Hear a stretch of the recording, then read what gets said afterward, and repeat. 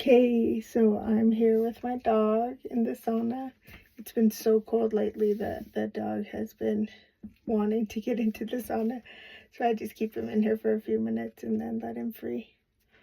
Anyway, I've had lots of people asking about my experience on Beast Games and particularly about the drop.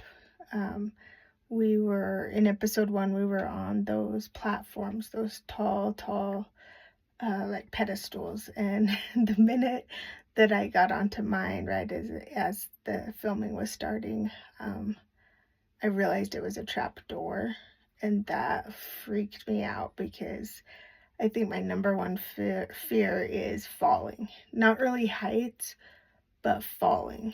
And so I didn't really know at that point like how far I would fall. But I should have, because when we came in, we were down on the ground level, and then we had to climb lots of stairs to get up to this false floor that had the towers above the false floor. Anyway, so that was scary.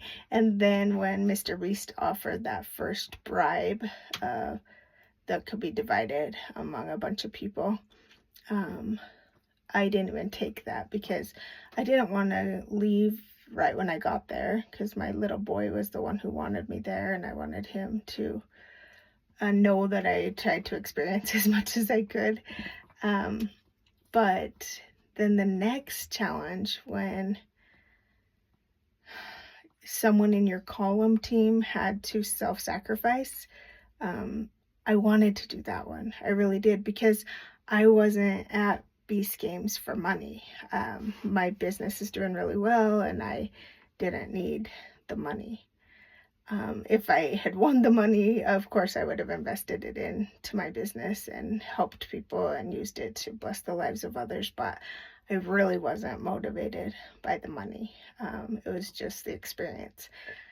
So anyway, I was going to push the button to self-sacrifice, but my team was the first team that had someone self-sacrifice, and she did it within seconds of Jimmy starting the timer.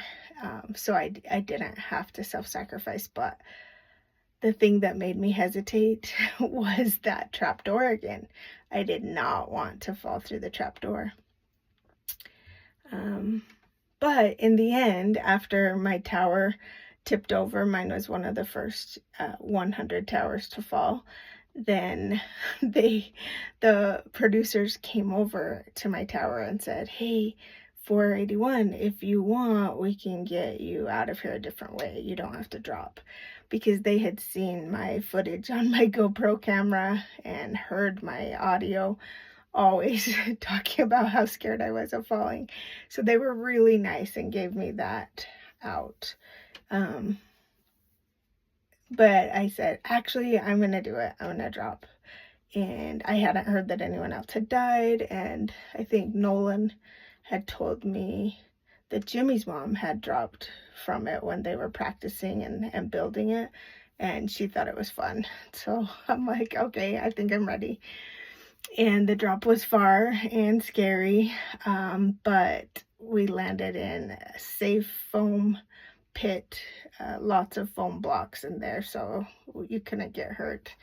And then there was someone, a crew member, that was right there ready to help us out. There were little doors on the side of the cube, or the rectangular prism in the bottom of the tower, and they opened a door and greeted you and said, "Hey, come on out." And the people around me, on the towers around me that stayed in, they were so sweet. They knew how nervous I was, so they like leaned over my tower and looked way down at me and said, "Hey, you did it, good job."